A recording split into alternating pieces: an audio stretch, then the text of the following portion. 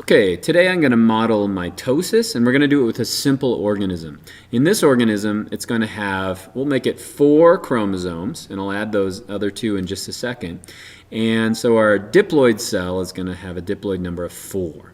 What does diploid mean, haploid mean? Well, in this case, diploid means that you have a chromosome from your father that you get from your father and a chromosome that you get from your mother. Now, we would call this chromosome 1, and that's because it's the longest one. If we had 2 other chromosomes, this would be chromosome 1, and this would be chromosome 2. Now in us, we have 22 what are called autosomes, and then we have sex chromosomes. But the way chromosomes are named are just their number. 1 is the longest, 2 is the next longest, 3 is the next longest. So a few other things you should know about a chromosome. This would be the centromere, the center where they're connected, and then each of these beads represents a gene. Now here we just have a few genes, but in a human cell, we're going to have thousands of genes on each of the chromosomes. And so this is a very simplified model. You can imagine if this is a human chromosome, my whole board would be filled with these chromosomes. And so this is a very simple model. So this one right here from dad and this one from mom are what are called homologous chromosomes. And what that means is that they have the same length, but they don't necessarily do the same thing. What does that mean? Chromosome 1 from dad and 1 from mom are going to be exactly the same length. Centromere is located in the same thing. And the genes will be in the same spot. So for example, if this is the gene for blue eyes, this would be where the other gene for blue eyes is. And so you may be asking yourself, well, how are they different then if everything seems to be the same? Well, this right here could be a recessive gene for blue eyes, and this could be a dominant gene. It doesn't give you blue eyes. And so those alleles are going to be found on either side. Or this right here could be the gene for hitchhiker's thumb, makes your thumb bend backwards like this. And over here, so hitchhiker's thumb here, this could be one for a straight thumb, so you don't have a hitchhiker's thumb. And so the chromosome you get from mom, dad, and the chromosome you get from mom are homologous, and they never ever meet, except in meiosis, which we'll get to in just a second. Okay, so what's our goal in mitosis? The goal in mitosis is to make an exact copy of the nucleus. And so this circle right here, bounded by this, is going to be the nuclei, and these are going to be the chromosomes inside it. Now, what does a cell do before it divides? A cell will get bigger, and then it will copy its DNA. So let me model how that works. When it copies the DNA, this chromosome will have an exact copy of it made. This occurs during the S phase. This chromosome will have an exact copy of itself. This one will have an exact copy of itself. And then this one will make an exact copy of itself. And so maybe this is what you remember chromosomes looking like. And so after the S phase, you'll eventually have a cell or a chromosome that's made an exact duplicate of itself. And so if this is a gene here, there's an exact copy on this side. In other words, this side and this side are exactly the same. In fact, those are called sister chromatids at this point. And so this would be at the end of the S phase. What happens after the S phase? It goes into another growth phase called G2 phase. So G2 phase, all of that is part of interphase. Now, would it look like this during interphase? You wouldn't see the chromosomes during interphase. All of that DNA would be loose within the cell, doing its job, the job that it normally does. And so you're really not going to see chromosomes look like this until we get to prophase. Okay, what happens during prophase? All that DNA is going to coalesce and we'll actually be able to see it. Okay, what happens next? So that would be prophase. The next thing is going to be metaphase. What happens in metaphase is that these little spindle fibers will attach to these and they will line up and meet in the middle. And so they're going to line up like this. This chromosome will line up like that, and this one will line up like that, and this one will line up like that. And so the reason they line up like that is that the spindle fiber is attached to them. And they're going to go from here to here and here to here. And then we're going to have attachments over on the other side as well. Now these spindles are going to go outside of the nuclei, which I would draw, but I can't quite fit that on my screen right here. And so there's going to be a tug on either side by the spindles, and that lines these all up in this perfect, what is called the metaphase plate that goes right down the middle. So this would be metaphase. What happens to next is going to be anaphase. And so in anaphase what happens is these are going to be pulled to the side as those spindles shorten. They'll be pulled like this. and these will be pulled. This all happens at the same time, and these will be pulled like this as well. So they're going to move to the sides, and then the spindle fibers are going to start to disappear. And then we're going to have two brand new nuclei. So this would be one nuclei, and this would be another nuclei. Now if you look at the chromosomes in each of these nuclei, we've got one like that, we've got one like that, we've got one like that, and we've got one like that. They're exactly the same. In other words, we have two brand new nuclei, and each of them have the same duplicate DNA in each one. And that's the goal of mitosis. Goal of mitosis is to make two exact copies of the cell.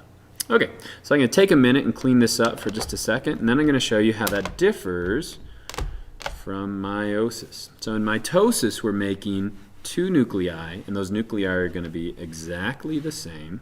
But now let me show you what we do in meiosis. In meiosis, our goal is not to make duplicate cells, but to actually make different cells.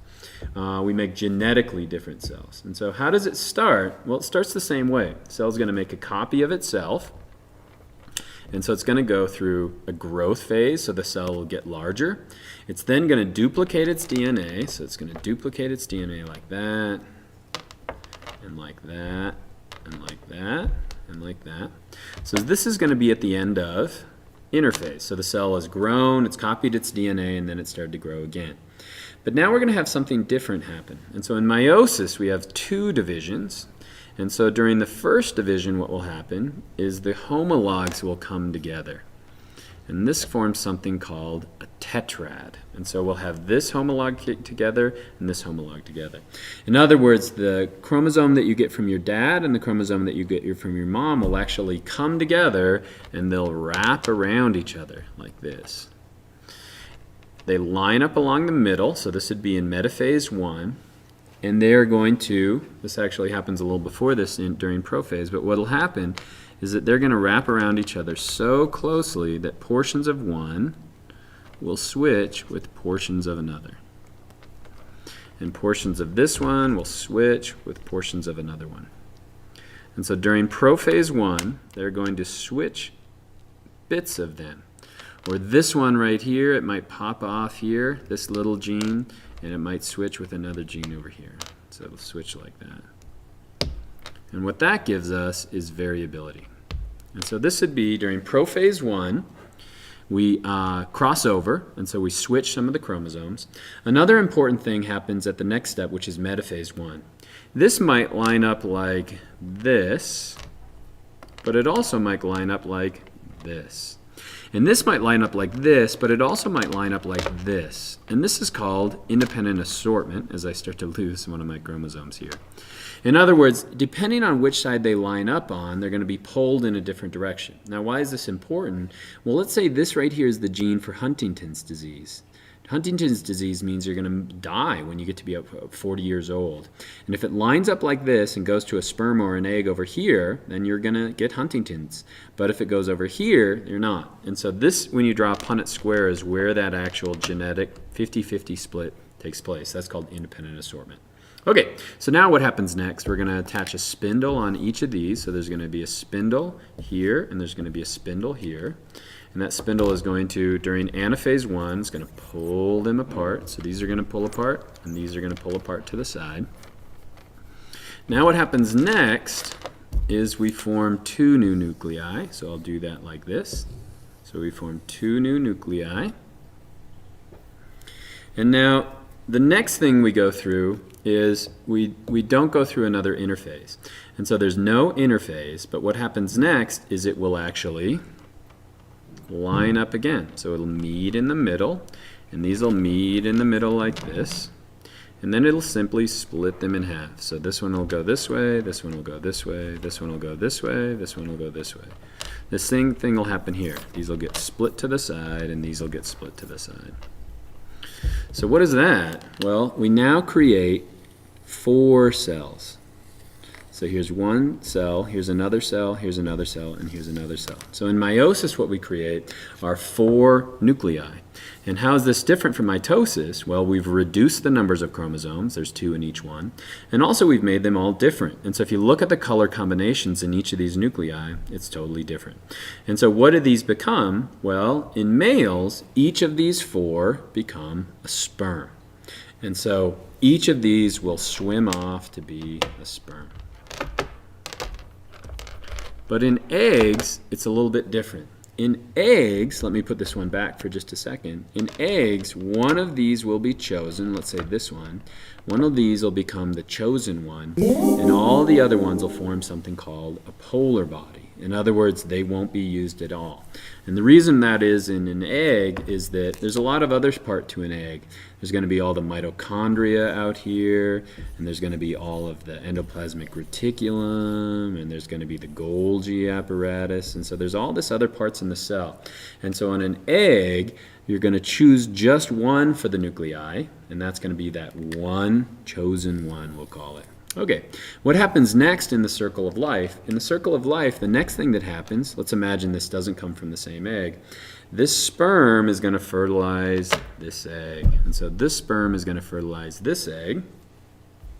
And so this is going to make a brand new 2n = 4 fertilized egg called a zygote. And so what happens next? Well, now we've got chromosome 1 that we got from dad, chromosome 1 that we got from mom, chromosome 2 that we got from dad, chromosome 2 that we got from mom. And so we have a brand new egg. And so how do we go from an egg to a brand new organism? Well, this one will make an exact copy of itself. This will make an exact copy of itself. And then it'll undergo mitotic division. And so mitotic division is used to make exact copies of cells, and meiotic division is used to make 4 cells that are genetically different. And so I hope that's helpful.